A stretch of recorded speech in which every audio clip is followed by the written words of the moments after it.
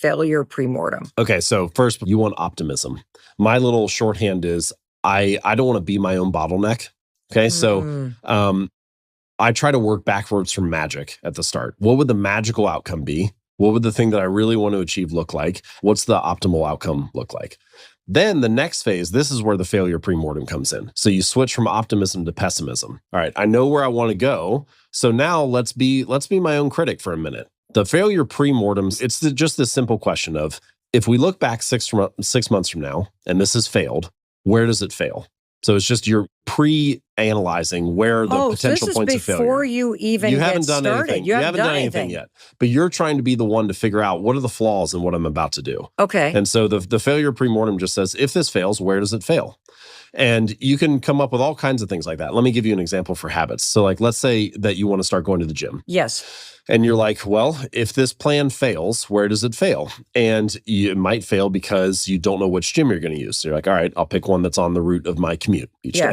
So then you say, okay, it might fail because I don't have my gym clothes ready. So you're like, all right, I need to set my clothes out the night before or have my gym bag ready early. I had one person who they were like, I am going to the gym and I wish I could stick to it more, but this gym doesn't have a water fountain. And so when I go there, I'm like, I always forget to bring my water bottle. And that's enough to make me be like, I'm not going to go because they don't have a water fountain there. And little points of friction like that sound kind of silly when you say it, but you're like, yeah, that's a potential point of failure. And you need to have a plan for getting your water bottle full and make sure that you bring that each day. Yes. And so you start to check off these boxes of what are the things that could hold you back from this plan working. And then you switch back to optimism, because what you don't want is to go into this process feeling like you're doubting yourself to begin with. Screwed. Why am I even doing this? That attitude just going to make it harder. Yes. So you start with optimism, you switch to pessimism, try to poke the holes in your argument, and then we're back to optimism again. We want everybody on board and feel like we've got the right attitude going into it. Okay. I love this because one of the things that I immediately thought as you were using the gym example is I immediately could pop into the pessimism mindset. And I think I'm a good problem solver, but I was like, okay, well, I don't know what to do at a gym. And so I walk around and then feel overwhelmed and intimidated because I'm not quite sure what the routine should be. And then I leave. The other one is I would immediately see that I would have shot the goal too high and would have started with an hour every day for the next 6 months. Sure. And so now I'm like, oh, wait a minute. I got to reduce the time and stick to the schedule. And what could I get done on my worst day? So what could the goal be? So now I'm using your tools. And then I finally am now saying, well, I would about a weekend go, this isn't fun anymore.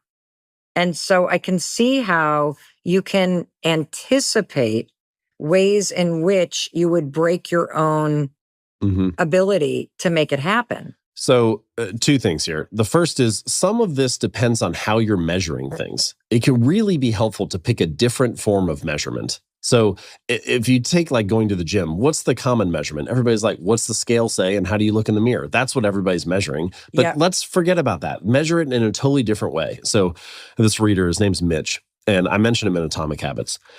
When he first started going to the gym, all right, so he lost over 100 pounds. He's kept it off for more than a decade now. And when he first started going, he had this strange little rule for himself where he wasn't allowed to stay for longer than 5 minutes. So he'd get in the car, drive to the gym, get out, do half an exercise, get back in the car, drive home. And it sounds silly. You're like, this is not going to get him the results that you want. But if you take a step back, what you realize is he was mastering the art of showing up.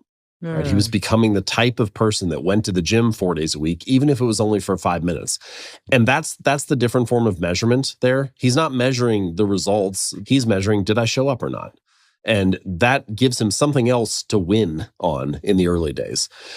I think this is a pretty deep truth about habits, something that people like often overlook, which is a habit must be established before it can be improved. It has to become. Hold on a second. A habit must be established before it can be improved. A habit must be established before it can be improved. You have to standardize before you optimize. I mean, how often in our lives do we try to optimize things before we get started? You're so busy finding the perfect sales strategy, the best workout plan, the ideal diet to follow, best journal. You're right. You want to optimize everything from the start. Yes. Because it makes me think I'm doing it, James. Right. That's exactly it. It's a form of procrastination for me. I call it the difference between motion and action. So motion are things that make you feel like you're making progress. So I'm going to look up a trainer that maybe could help me at the gym. Doesn't matter how many times you look up trainers in your area. it's not going to do anything to get you fit. Doesn't mean you don't need a trainer. Doesn't mean you shouldn't use one. I'm not saying that. I'm just saying that action is never going to result in the outcome that you want. Doing a set of squats or doing 5 push-ups, that's something that could get the result that you want. And so researching business names. I want to launch a business. Or designing a logo. Doesn't matter how many times you design your business logo, it's never going to result in a paying customer. Doesn't mean a business doesn't need a logo, but it's just one is motion, one is action. So action is a behavior that can get the result that you want. Motion is a behavior that makes you feel like you're making progress.